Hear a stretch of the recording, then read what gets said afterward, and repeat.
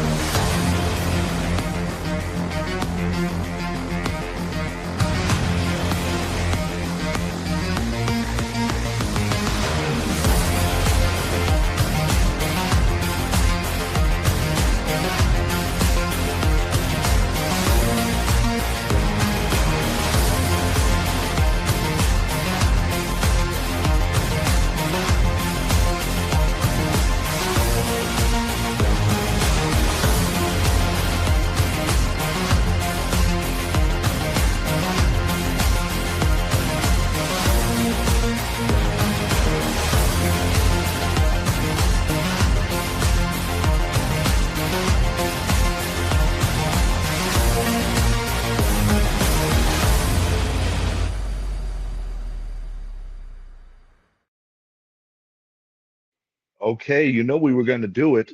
We were a few hours early, Daniel Nunez and I last night, improv show, talking our final speak on where LeBron was going to go. We were both wrong. I thought that 40 plus years old, he didn't want that cold Northeast weather. LeBron James is a Philadelphia 76er.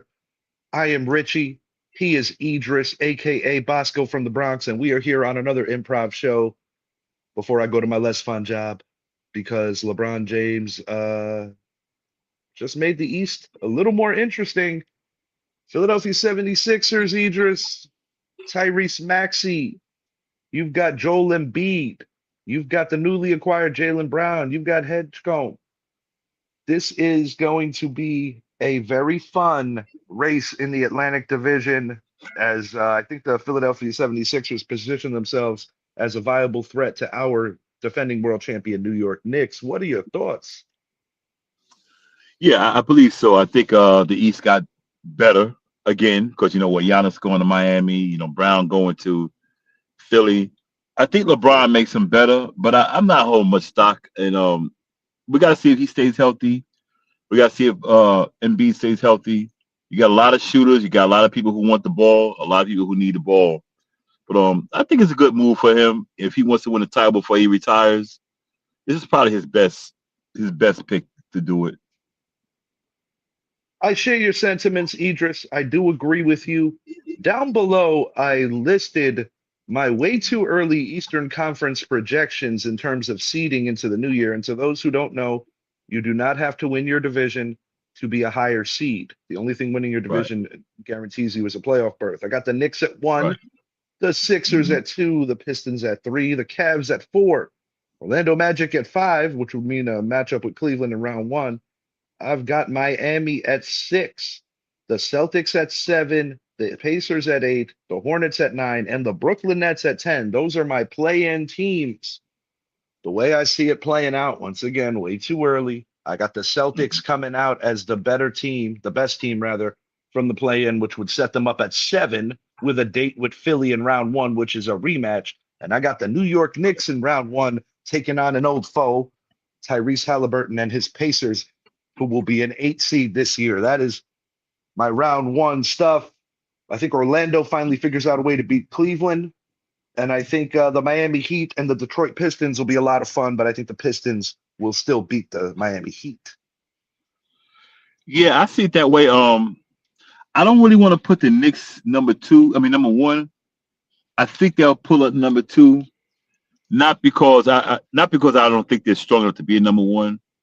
I think a situation where, you know, I think towards the end they might rest players, you know, and get prepared for the playoff run. But I can see them being number 1 or number 2 with Detroit staying at number 1. But we'll see. But yeah, the East got better, but I don't see much of a threat because you got a lot of guys like Paul George went to Boston, and he's inconsistent in the playoffs. He doesn't play a full season either. With Giannis going to Miami, he hasn't played 66 games since they won a title. So everything's gonna be predicated on health.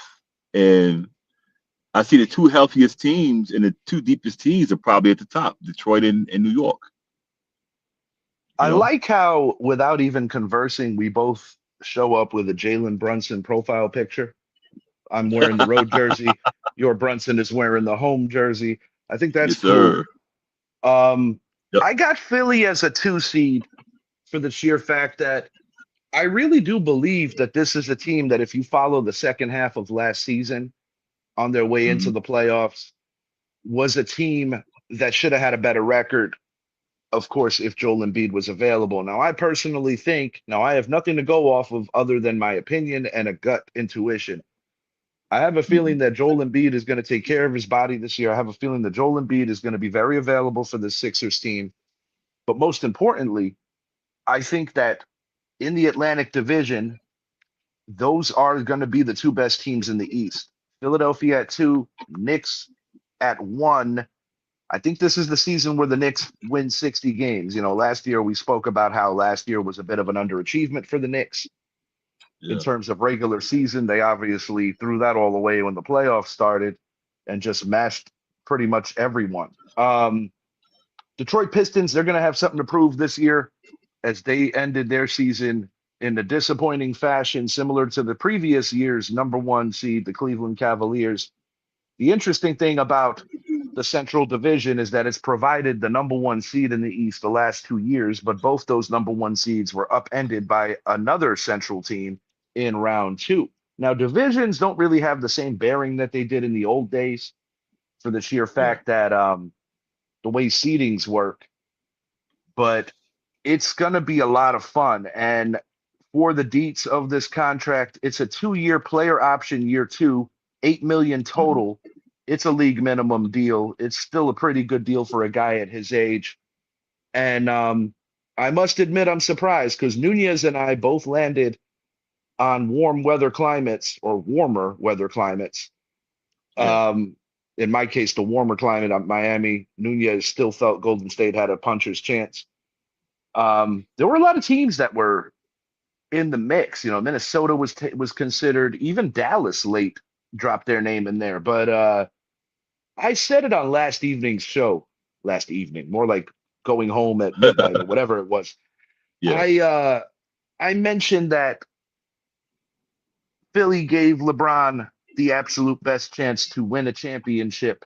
Now, the reason for the second year option, in my genuine opinion, is if they win in year 1, it puts him in a position in year 25 to tie Michael Jordan. Now, I still don't consider it a tie because it would have taken him 12 attempts to achieve what Jordan did in 6 attempts. Yeah. However, very few have 6 championship rings that were stars. Right. You have Kareem Abdul-Jabbar, you've got Michael Jordan, you got Bill Russell, you got Bob Cousy. We're talking about stars. Like, of course, Ori has 7, but he was always a role guy, a role player. Yeah. And you got a few with 5. Irvin Magic Johnson, Tim Duncan. Steve Kerr. Yeah, But he same thing. He's more of a role player though. You know. yes, indeed. But in terms of, you know, top 75 cats, guys that have those kind of rings, and then Yeah. LeBron falls in the category with the guys with 4, alongside Steph Curry. Of course, the legendary Larry Bird retired with 3. Mhm. It's going to be a very interesting power swing, in my opinion, because I think out west, although some people still feel it could be the better conference, I don't share those Mhm. sentiments right now. Um, it's between the 2 teams that made the finals last year in the West.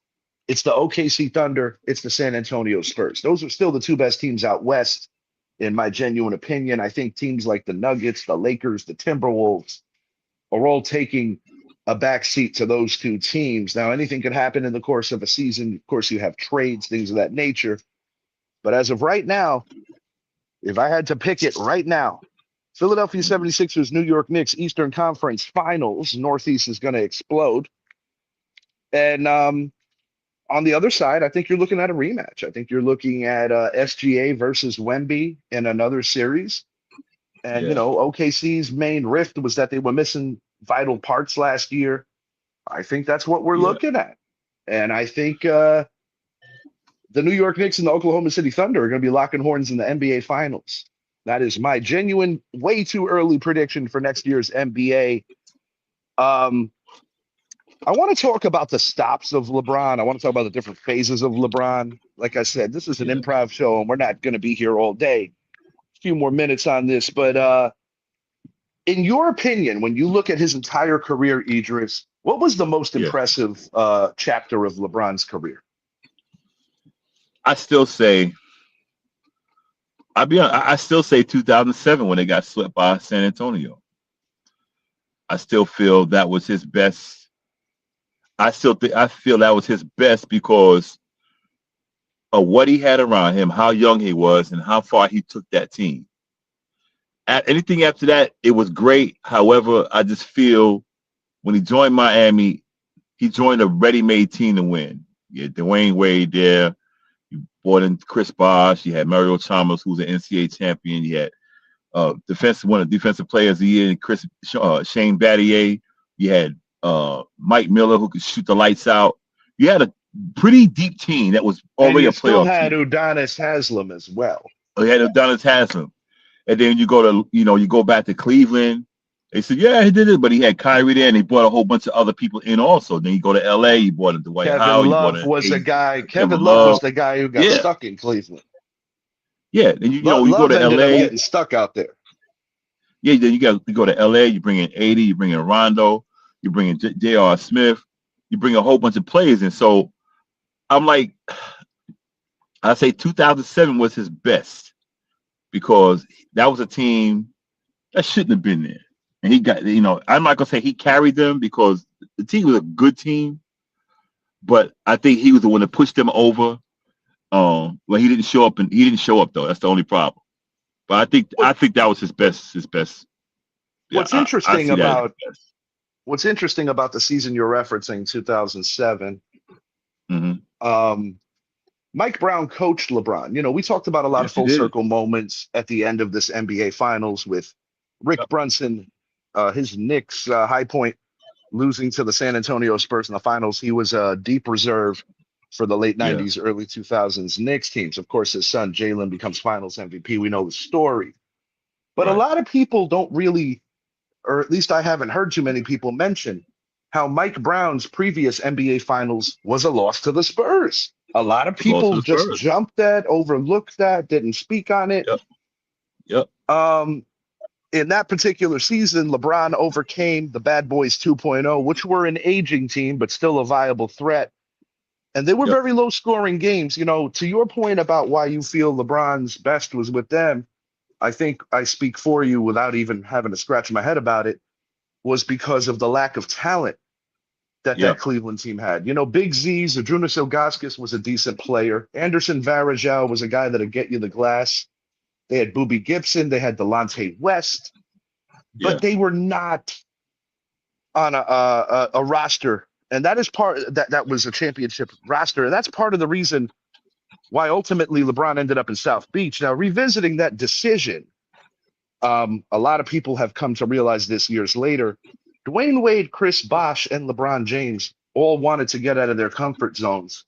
And they Yeah. all had an idea of going Yeah. to Manhattan playing for the Yeah. Knicks. But when the Knicks offered Amare Stoudemire that max contract, it kind Yeah. of messed up the vision of what these three men had, not to mention that Yeah. James Dolan was James Dolaning. So, Yeah. he kind of turned off the LeBron camp early. If my memory serves me right, Hmm. Leon Rose was still LeBron's agent back then, Yeah. or part of So it his was. Yep. or part of Part of his his team. Yeah. agency. Yeah. And Part of his team. Yeah. so it's pretty crazy the way things come full circle. Um, Yeah. Now, Rich Paul about a month ago said that if LeBron James was looking at the Knicks and the Knicks were the NBA runner-up, it would have been an automatic that would be his choice number one. Yeah. I'm happy that it didn't come down to having to rely on LeBron being the missing ingredient, the savior, whatever you want to call it. Now, I'm going to Yeah. politely disagree with you in terms of what I view as LeBron's best. Mhm. My genuine opinion for LeBron's best is not even the 4 seasons in Miami, because when you look at nor the '07 season, when you look at the team they had, the three-headed monster of Bosh, Wade, and LeBron, yeah, they did win 4 consecutive Eastern Conference Finals. But when you consider that it came down to a very fortuitous bounce to Ray Allen to hit a three, that team would have won 1-3 in the finals. Tim Duncan would Yep. have 6 rings. Tracy McGrady would have a ring because he was a reserve on that San Antonio team that actually got some burn in the final game that San Antonio won that season. Yeah. They were blowing out the Heat, and McGrady was able to showcase some of his still what he had left in the tank, which was kind of cool. So Tracy McGrady misses out on a ring there. The legend of Ray Allen grew a little stronger as being a clutch player. Mhm. That also led to a lot of fallout with his Boston guys, KG and Pierce. They've mended the fence not that long ago. But the point to be made is I still view that period of LeBron's time in the league as a bit of an underachievement, well, especially when you're coming out from the rafters talking about winning 10 rings. You'd have to be there 10 years to even have a chance to do that. Now, Oh, the I heard reunion, I heard your question wrong then. Okay, good. no, But finish though. no. Finish though. Now, the reunion with Cleveland 2.0, you go to the Hmm. finals, if I'm not mistaken, 4 consecutive times against the Golden State Warriors. Is that correct? Or was it 3 consecutive times? I think it was four. I believe it's four. You go I one believe it and was three. four. You go one Yeah. and three. But the reason why that is so impressive to me is Mhm. because you came back from 3-1, being down 2 games. But the other part of it is that you won that city's first professional sports title in well over a generation, because nobody or very few people are alive and remember the Indians, who are now the Guardians, winning a World Series back in the 50s. Few remember the pre-merger days of the Cleveland Browns running things in the NFL. Few remember that. Very few are still alive to say that they actually remember that. So when you consider that he brought that city, not just the organization there first, but that city after the way he left, to me, that's his best. Now, his Lakers run, I'm not going to call it his worst. I'm just going to say it's somewhere in the middle, because while winning a bubble championship is not easy when you consider the sacrifices that the players have to make to be that locked in, Yeah. it just doesn't have the same kind of juice. Like if you're playing Yeah. your former team, the Miami Heat, and there's fans, Yeah. that would have been such Yeah. a highly rated NBA Finals, whereas a lot of people just were cheated out of the ambiance and the moment of it. But I rank Cleveland 2.0, despite only winning one to his Miami's two, as LeBron's best. And I would actually say that '07 is his second best because of all the points you made. I tell you why I disagree with that. Because I disagree with the same. I disagree with it for the same reason you said about him in Miami. Ray Allen hitting that big shot.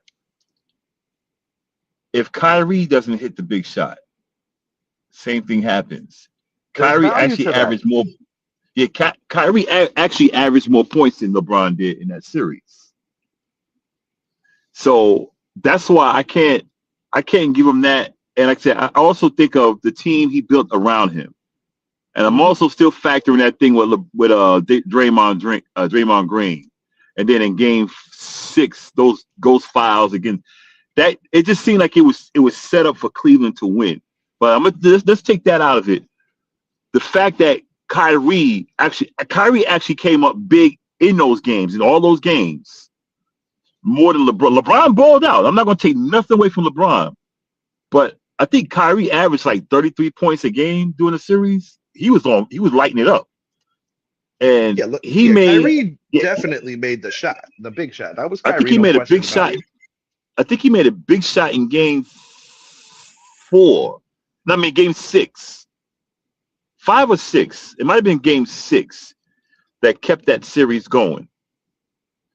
that's why I say the same reason you say for Miami is the same reason I have for Cleveland I will because say this Kyrie made though. the big shots. Yeah, LeBron made a phenomenal defensive play in that game seven, but I hear you. I yeah, get yeah. what you're getting at. And you know, when you I, look at I I just don't championship, like the jump in and the gathering of all stars to come play with you. I need to see you do it. I need to. That's why I say 2000. I need to see you lead a team. some people I would need to see you suggest lead a team.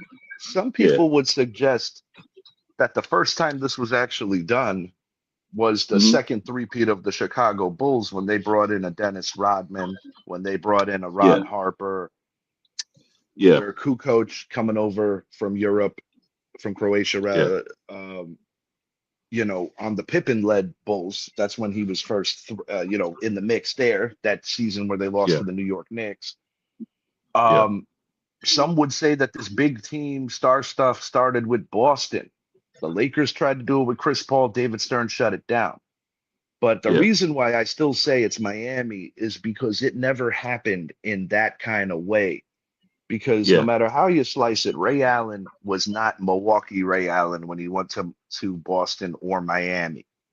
Nah. Nah. Dennis Rodman, who is a phenomenal rebounder, the greatest rebounder in NBA history, given his size, in my opinion, Yeah. was not the same offensive force that he was in Detroit. Because in Detroit, he was a little more versatile on that bad boy Yeah. squad that went back to back.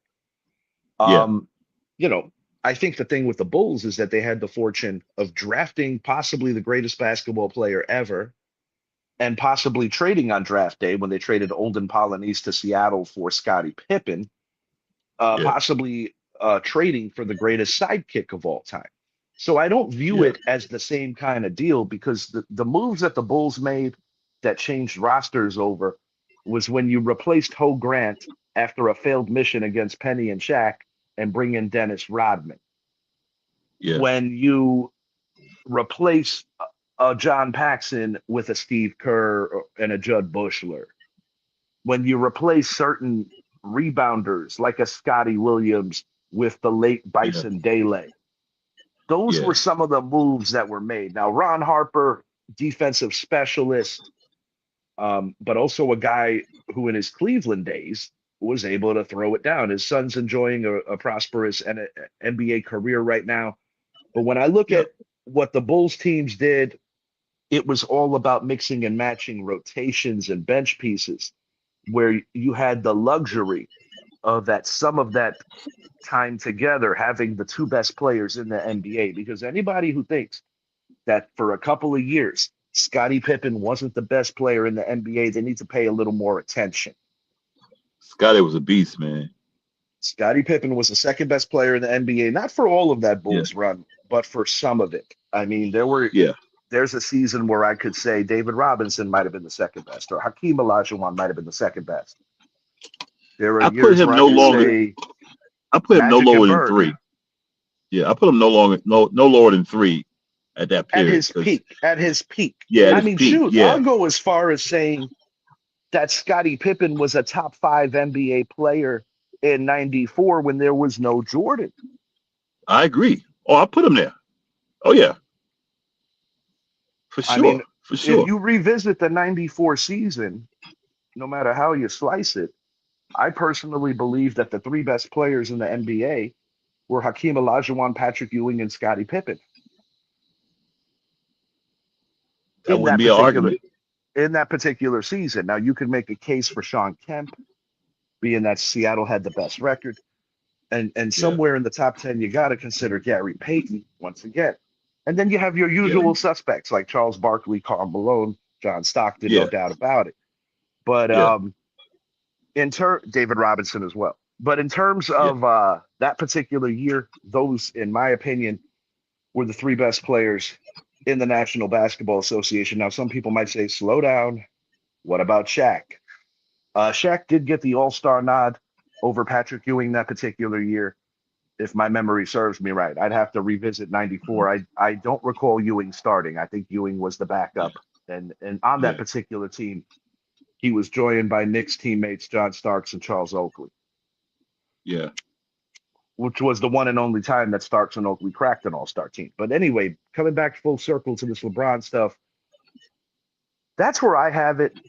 I think what adds a little luster to beating Golden State, despite the point you made, is that Golden State was the greatest regular season team of all time that nudged the 72-10 Bulls. The Warriors were actually 73-9. Now, arguments can be made about the difficulty of it versus what the Bulls did. The Bulls ultimately raised the banner. So the Bulls of 96 are still the greatest NBA team, in my opinion. And although it's a few less losses, a few more losses, a few less wins, I think the Showtime Lakers could have a conversation about that too.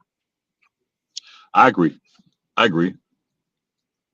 Because I'm one of the people that thinks that if the Showtime Lakers and the 90s Bulls played prime for prime, I'm one of those people that actually thinks the Showtime Lakers would beat them. I think so when Jordan beat the Lakers, they were not Showtime anymore. They had a young Vlade Divac who was a rookie. They had an aging Magic Johnson who also, unbeknownst to him, was carrying the HIV virus. You had James Worthy who wasn't 100%, nor was Byron Scott in that series. Those Showtime Lakers were long too. Yes, sir. They were long. You know, Kareem, long. I mean, not Kareem. Divac, big guy. You know, James Worthy, big guy. I mean, those teams, they were pretty big guys, man. AC Green came along in the middle of that decade. AC Green, they're a pretty big team, man. I personally believe that if Magic doesn't contract the virus, they would have continued to add. And I think even the trajectory of Vlade Divac's career would have been different. Yeah, I agree. Because that team was big. That was a big team, a big and athletic team that could run. I mean, that team ran up and down the court, and there was no little guy. I mean, Byron Scott, 6'4", 6'5", but other than that, Magic 6'9", Worthy 6'8", 6'9". I mean, there was some big guys, man. The final reason why I put that 2.0 Cavalier run as LeBron's best is because he is the greatest Cleveland Cavalier. You had other greats that get mentioned. You have Mark Price. You have your family member Brad Daugherty, who had a nice run there. Kyrie will crack that list. Donovan Mitchell's now going to crack that list. But the point is, LeBron's the greatest Cav. You're not going to claim him as the greatest Miami Heat player because Dwayne Wade had already won a championship with Shaquille O'Neal and Alonzo Mourning. Yeah. Then you're going to back it up to or push forward rather to the Lakers. And in no planet would he be able to jump people like Jerry West, Wilt Chamberlain, Magic Johnson, Kobe Bryant, or George Mikan. No. Not at all. James Worthy, want to give him a shout out too. Kareem Abdul-Jabbar. And of course, James Worthy also, people forget, won a finals MVP in one of those championships in the 80s. So that's the other reason why I land on LeBron's most impressive, his best, whatever you want to call it. Now, I wonder how people like AI feel about this. I wonder how people like Dr. J. Julius Erving feel about this when you think about great Philadelphia 76ers over the years. I'm sure Dr. J, because he's just such a open-minded individual and he's like, he supports everyone. So I don't think he'd have a problem with it. AI is kind of in a celebratory place in his life where he just loves repping his former team, the team that he put on the map, the team that put him on the map as well. But I must admit, with the Giants getting better, and they're going to be rekindling a more competitive rivalry with the Philadelphia 76ers, with the Yankees in Citizens Bank Ballpark today, over the weekend, playing against their former captain's team, Don Mattingly, is managing the Phillies now. And now with this LeBron news, he, Jaylen Brown, Tyrese Maxey, and co. will be challenging the champs. It's going to be a lot of stuff popping off in the Northeast, man. I'm with you, man. I don't think he'll. I don't think he'll go down as one of the greatest Sixers because he doesn't have enough time. Yeah, because year two is not guaranteed. Year two is not guaranteed. He would have to be like crazy insane this year and then come back next year and do something else. It's just too many. There's too many Sixers up there. Moses Malone, AI, Dr. J. I mean, you can go further back. If the Sixers win the championship this year, I'll be honest with you. I think he's going to be there 2 years regardless. Because if they Yeah, I think lose, he will be. he wants to end it on a high note. If they win, he wants to tie Jordan. So no matter how you slice it, LeBron's going to give you 2 years in Philly. Yeah, I agree. I agree. I just don't think they're gonna be as good as people think, man. I just don't. I don't feel it because his defensive game has went way down, dude. He is I nowhere near the defensive player he was 2, 3, 4, 5 years ago. I politely He just disagree for one simple reason. Mhm. I saw the New York Knicks completely have their way with this team.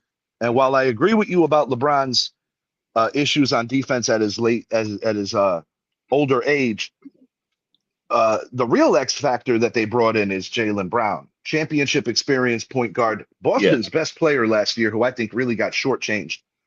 I think he's going to make life a lot better for Tyrese Maxey, Joel Embiid, and co.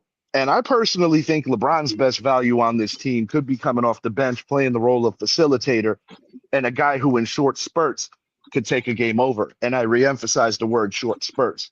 But I most definitely believe the Philadelphia 76ers, before even playing a game, are a hell of a lot better today than they were on the day that the Knicks swept them out of the playoffs in their home court. I got them in 4th place, finishing 4th or 5th. And that could very well be the case because of a minutes management thing, because it's been proven in the NBA that getting healthy and being where you need to be at the end of the year is a lot more important than having a record that's at the top, because neither one seed brought home the NBA title this year. And for 2 consecutive years, the Eastern Conference's 1 seed didn't even get out of round 2. So it speaks volumes on the familiarity, the parity, Yeah. and it speaks volumes on, especially when I say familiarity, like considering, like I said at the top of the show, that the Central Division champions have been outed by another Central team the last 2 years in round 2. The previous year was Indiana, who ultimately went to the finals and losing to OKC in 7 hard-fought games, knocking out the Cavs. This most recent year, the Cavs got a little redemption over that, knocked out the 1 seed, but ultimately fell to the Knicks after not being able to emotionally recover from blowing a 24-point lead in game 1. But a lot cooking in the Eastern Conference right now, and I personally believe that the East, while you can make a case that San Antonio and OKC might be the 2 best teams in the whole league, they can make a case. I believe that the East has more power as a whole conference. If Philly can stay healthy, if Embiid can stay on the court, LeBron can stay on the court, I could see them being a 2 or 3 seed. But my issue is still Embiid and LeBron both being healthy for the whole season. Those are my concerns. Well, yeah, I mean, Embiid's got an old body, and LeBron's just old in general. But he does take great care of himself, considering that he's still in the league for a record 24th season, and it's going to compile to a 25th. He's Idris. I'm Richie. We appreciate you guys jumping in, hanging for a little while for this improv show. If you haven't already, please make it a point, like and subscribe to the channel. Richie X Jr. Sports Podcast on Facebook and YouTube. Facebook right now got me in jail. You guys could still hit that like button, though, over there. Also, want to speak on checking out Big Bosco Productions. Check out the dirtiest rap album ever made, as well as Old Man Energy Volume 1, Volume 2. Volume 3 is currently in production. Check out our friends at the Basement Show, Johnny Nast and Co. They are doing big things over there. Check out the Sneaky G Podcast, Make It Count. Big time Giants fan out in Texas. Last but not least, our friends at the Casual Convo Show, Wednesday nights, 8 to 10 p.m. And I think that is our shout-outs. Yes, indeed, Mr. Salam. Nixon 5, appreciate you jumping in on the short notice. I'm going to hit the showers and get ready for my less fun job. We out. Peace. Big energy, we ain't playing nice. Kings of New York, ain't no rolling dice. Flexing on these bitches, we the real deal. Ain't no stopping us, this is how we feel. The Bronx, Manhattan, Brooklyn, the island of Queens, we ballin' hard. Fulfilling all our dreams, thugging through the hustle. Got that grit and grind in this big Nick energy, we forever shine. So let them know we rockin'. From the garden to the booth, Knicks in the building, bringing straight up truth. With our heads held high, watch us rise and transcend. Big Nick energy, this